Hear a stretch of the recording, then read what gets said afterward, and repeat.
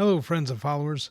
I want to preface this video by saying that as a nurse, I don't ever ask any of my patients what sexual orientation they are, or if they are, what political affiliation or religion. It never bothers me when you are a human being and I treat you as such. So on this, I have several friends that are of the LGBTQ community. Most of the friends that I have, they are very comfortable with their identity, and they also have very, very good outlook on life. Some of them, though, seem to have that on the outside, but knowing inside that they have been through a lot of social and physical trauma. So I'm going to bring out this video and let me know in the comments what your opinion is. So on this, I will dive into the information for the LGBT community and also minority community. I call this the invisible burden, addressing the mental health crisis within the LGBTQ plus communities. While mental health awareness has permeated mainstream discourse, the specific experiences of LGBTQ plus individuals are often categorized by a unique set of stressors.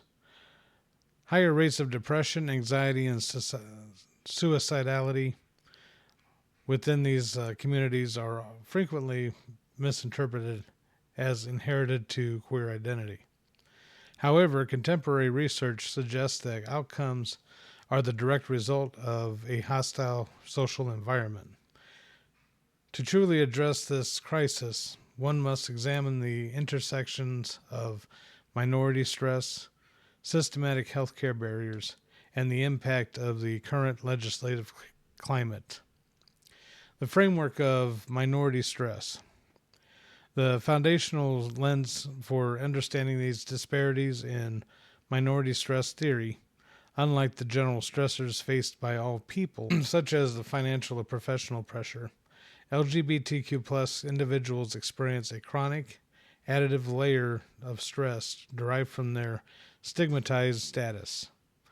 This includes enacted stigma, such as the outward discrimination and violence, and felt stigma, the hypervigilance required to navigate spaces where one's safety is uncertain.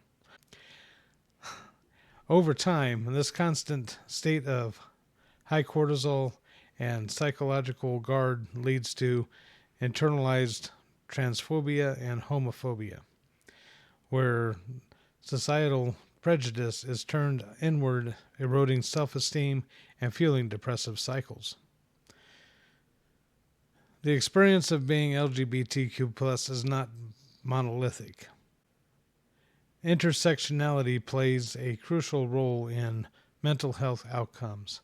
For instance, a 2025 study of sexual and gender diverse youth found that those facing the double burden of racism and queerophobia report significantly higher levels of social isolation than their white peers.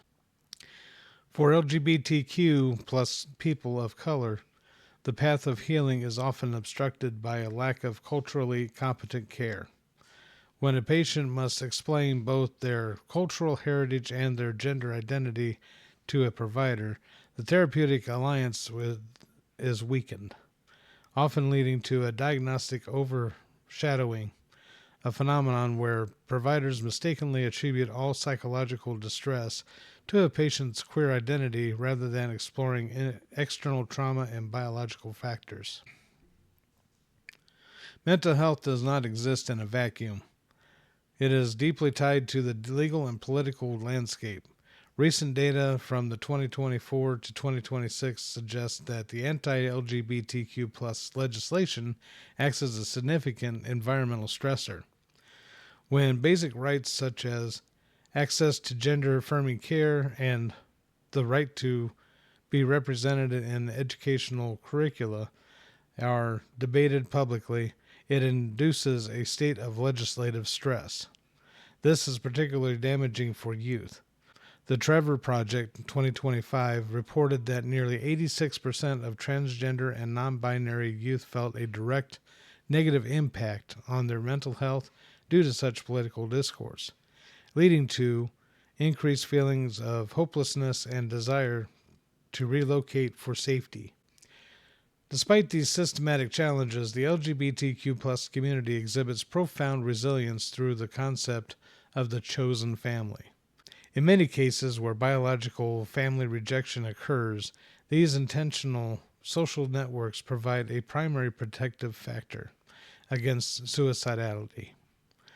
Research consistently shows that living in an affirming environment where a person's name and pronouns are respected is linked to nearly 40% reduction in suicidal ideation. Community belonging acts as a buffer against minority stress, proving that social validation and clinical necessity rather than a mere preference.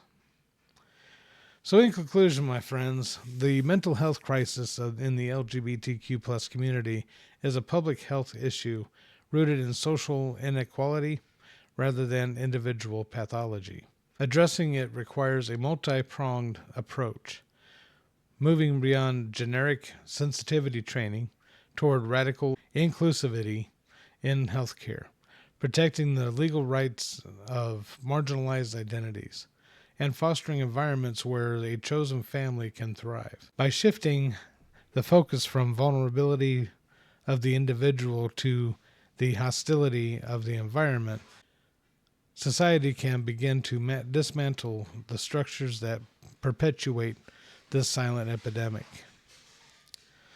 So keep asking the tough questions and looking past the rhetoric.